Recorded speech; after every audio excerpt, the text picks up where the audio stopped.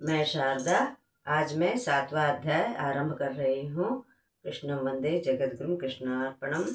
प्रजापति गण की उत्पत्ति, तामसिक सर्ग, मनु और शतरूपा का अंश वर्णन।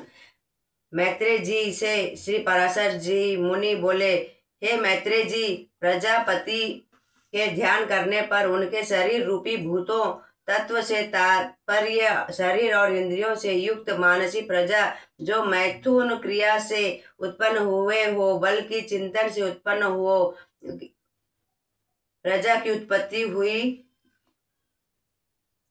जब प्रजापति ब्रह्मा की प्रजा के में वंश वृद्धि न होने पर उन्होंने अपना समान भृगु पुलस्त्य क्रतु अंगिरा मारीचि पुलह अन्य अत्रि एवं वशिष्ठ नामक मानस पुत्रों को उत्पन्न किया।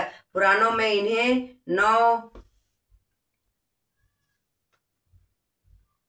नौ ब्रह्मा कहकर संबोधित किया गया है।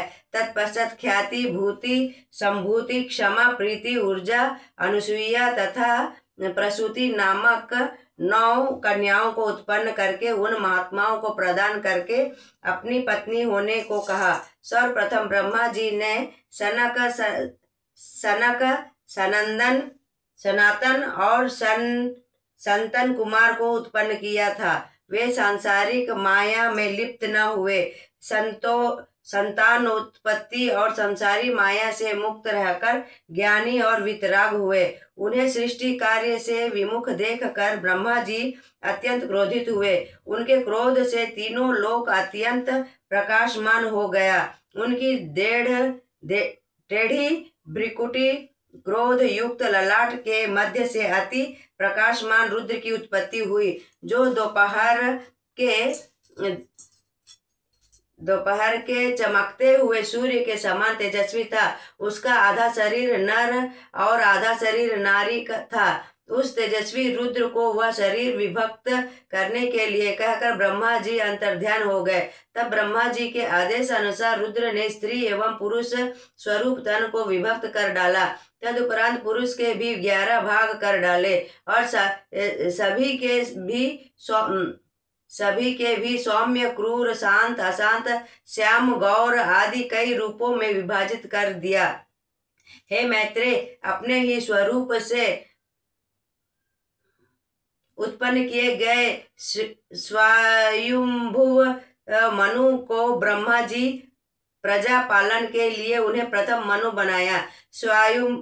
स्वयंभुव मनु ने अपने साथ उत्पन्न हुई स्त्री शतरूपा को अपने स्त्री रूप में स्वीकार किया। उनसे प्रियव्रत और उत्तानपाद नामक 2 पुत्र उत्पन्न हुए। उत्तानपाद को 2 पुत्र तथा 2 कन्याएं प्रसूति और आकुति उत्पन्न हुई। प्रसूति का विवाह दक्ष प्रजापति से तथा आकुति का रुचि का प्रजापति से हुआ।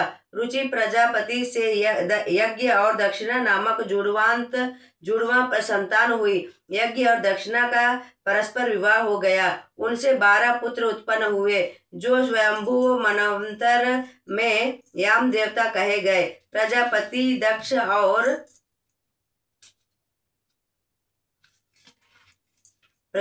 दक्ष और प्रसूति से श्रद्धा, लक्ष्मी, मेधा, बुद्धि, लज्जा, क्रिया, वपु, पुष्टि, शांति, सिद्धि, कीर्ति, ख्याति, सती, संभूति, स्मृति, प्रीति, क्षमा, संतति, अनुसूया, ऊर्जा, स्वाहा और स्वधा नामक 24 कन्याएं हुई।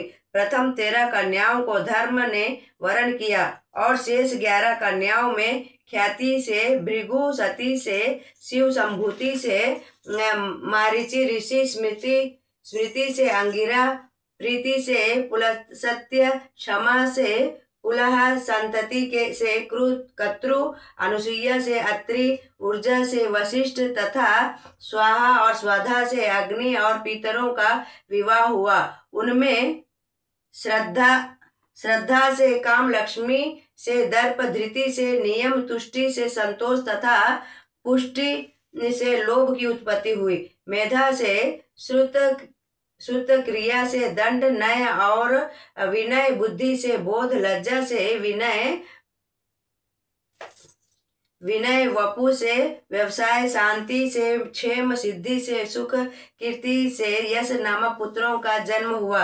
ये सभी धर्म के पुत्र हैं। धर्म के पुत्र काम और रति के संयोग से हर्ष का जन्म हुआ। अधर्म की स्त्री से अनृत और निकृति नामक कन्याएं उत्पन्न हुई। अधर्म की स्त्री का नाम हिंसा था। अनृत और निकृति से भय और नरक नाम के पुत्र उत्पन्न हुए। माया और वेदना उनकी कन्याएं हुई। हे मुनि मैत्रेय जी, माया और वेदना ही क्रमशः भय और नरक की स्त्री हुई। वेदना और नरक से दुख नामक पुत्र के को जन्म दिया और माया ने समस्त जीवों का संहार करने वाले मृत्यु नामक पुत्र को जन्म दिया। मृत्यु से शोक, तृष्णा और क्रोध उत्पन्न हुए। ये सभी दुखोत्तर नाम से विख्यात हुए। ऊर्ध्व रेता रेता होने के कारण इनकी कोई संतान न हुई। हे मुनिवर, यह वर्णन मैंने किया। ये सभी भगवान विष्णु जी के भयंकर रूप हैं, क्योंकि सृष्टि के प्रलय के स्वामी भी वही हैं। दक्ष, मारीचि, अत्रि, भृगु आदि प्रजापति को विश्व का सृष्टि कारक समझो।